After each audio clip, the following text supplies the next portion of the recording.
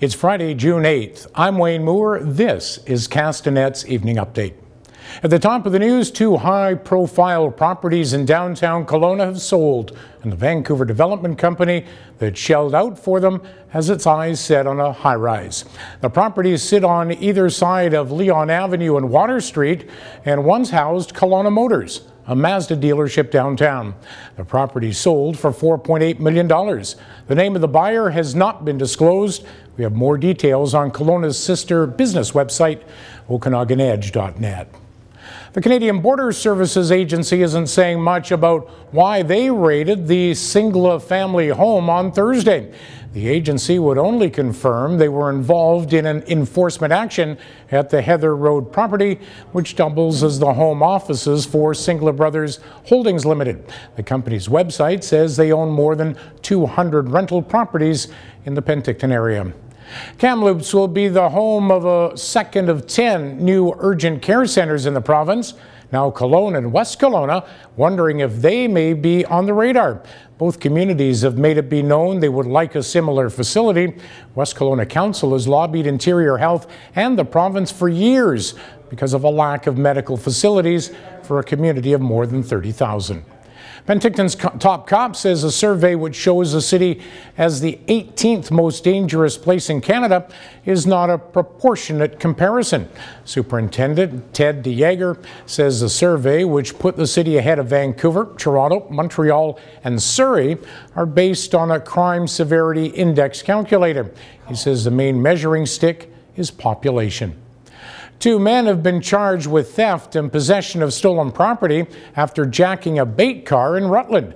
Police say the car was stolen Wednesday morning. It was eventually disabled while stopped at a traffic light on Harvey Avenue. The men were arrested after fleeing the vehicle. With the threat of flooding diminished, the village of Karamias has lifted its local state of emergency. The declaration, rescinded late on Thursday, had been in place since May 10th when low-lying areas around the surging Similkameen River were bracing for impact. Many young British Columbians fear they may never be able to afford to own a home of their own. A new study by Insights West and Coast Capital Savings reveals more than half admit they're struggling financially and not saving for the future.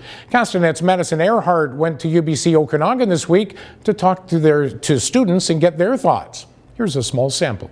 I think that's pretty real down in the Lower Mainland area. I think the feeling goes away as you get away from that hotspot, basically.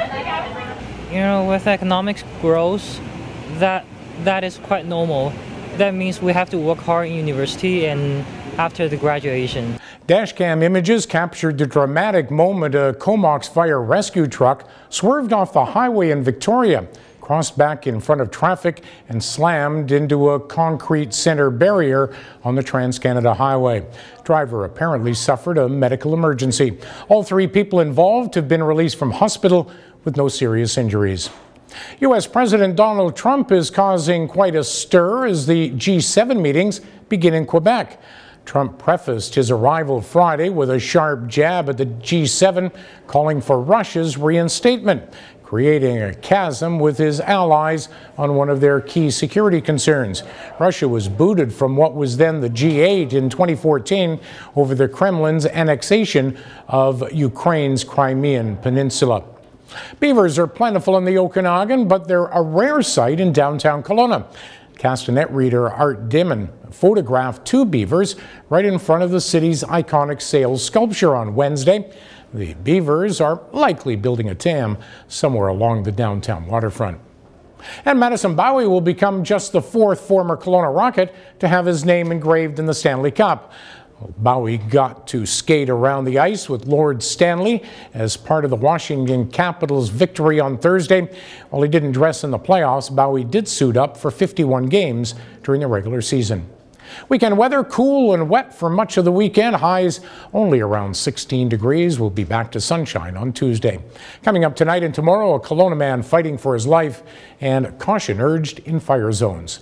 For details on these and the rest of the day's news, keep it here at Castanet.net. For Castanet News, I'm Wayne Moore.